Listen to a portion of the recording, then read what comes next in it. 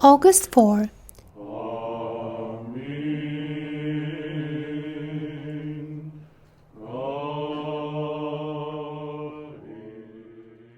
The 7 holy youths of Ephesus. There was a great persecution of Christians during the reign of Decius.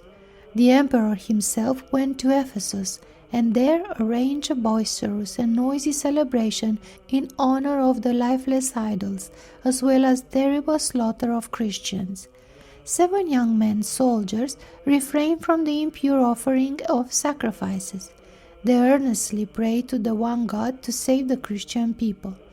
They were the sons of the most influential elders of Ephesus. Their names were Maximian, Iamblicus, Martin or Martinian, John, Dionysius, Exacustodianus, and Antonin or Antoninus.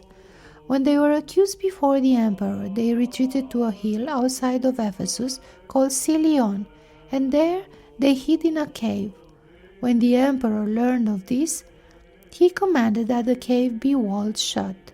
Yet God, according to his far-reaching providence, caused a miraculous and long-lasting sleep to fall upon the young men. The imperial courtiers, Theodore and Urfinus, themselves secret Christians, built a small copper box in the wall. It contained lead plaques on which were written the names of these young men, and which recorded their martyric deaths during the reign of Emperor Decius. More than 200 years passed. During the reign of Emperor Theodosius the Younger, 408-450 AD, there was a great dispute about the resurrection of the dead, and there were some that doubted in it. Emperor Theodosius was in great sorrow as a result of this dispute among the faithful, and prayed to God that he in some way would reveal the truth to men. Then some shepherds of Adolius, who owned the hill Silion, were building folds for their sheep, using stones from the cave. They removed stone after stone. Suddenly the youths awake from the sleep, as youthful and healthy as on the day they fell asleep. The news of this miracle was spread abroad in every direction, so that Theodosius himself came with a great entourage and conversed with the youths to his delight. After a week they again fell into deep repose, from which they had awakened to await the general resurrection. Emperor Theodosius wanted to place their bodies in gold caskets, but they appeared to him in a dream and told him to leave them in the earth as they had been laid in there. The Priestly-Martyr Cosmas, equal to the apostles. Cosmas was born in Aetolia, in the village of Megadendron, large tree.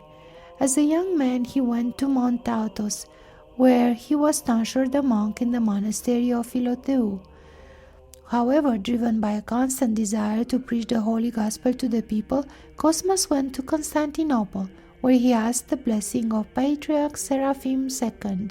He visited the regions of the Danube, preaching the Gospel with good news, but remained mostly in Albania, where he suffered at the hands of Kurt Pasha, whom the Jews had incited against Cosmas.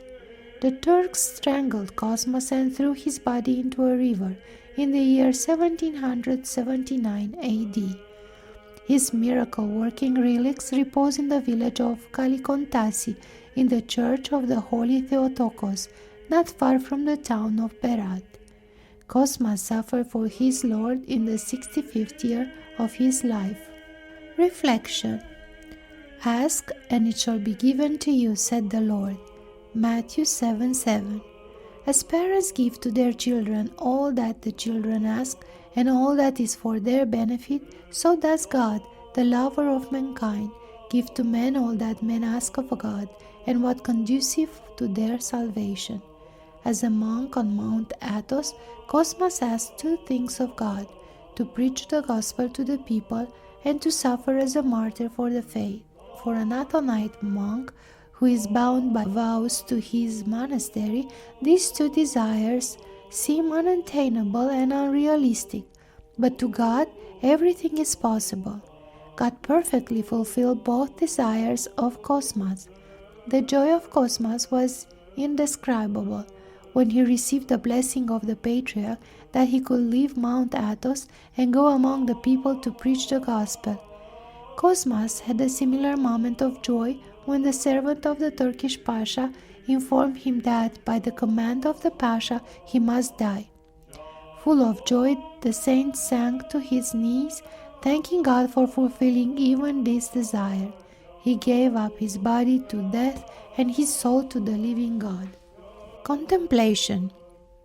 To contemplate the miraculous announcement of the birth of Samson. Judges 13.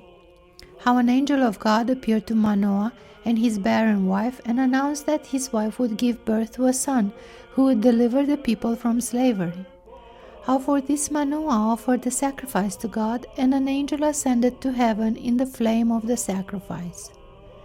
How even a barren woman can give birth when God wills it. Homily about the sickness of apostasy. The whole head is sick, and the whole heart faint. Isaiah 1:5. Brethren, God, the God of Sabaoth, is the source of health. Go up into the heights of God, you whose heads are troubled by superfluous works, and still more by superfluous concerns, and be imbued with the health which comes from God, only from God. A sick head, those are the leaders and the elders of the people, and a faint heart, those are the people.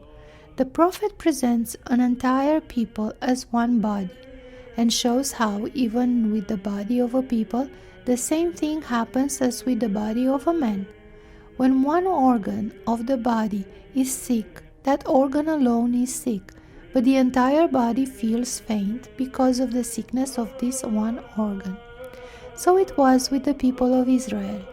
The head was sick, and from a sick head the heart became faint. The leaders and the elders of Israel abandoned the law of God and followed their senses as their guides.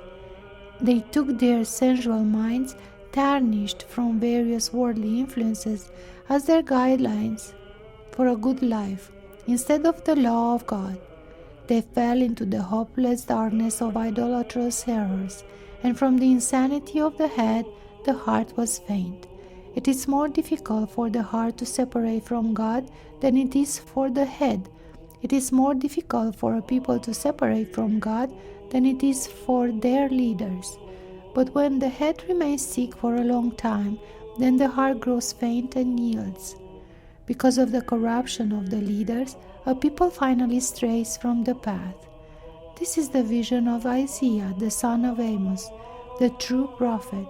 Indeed, this is a true vision, both for then and now, for the people of Israel and for the people of today.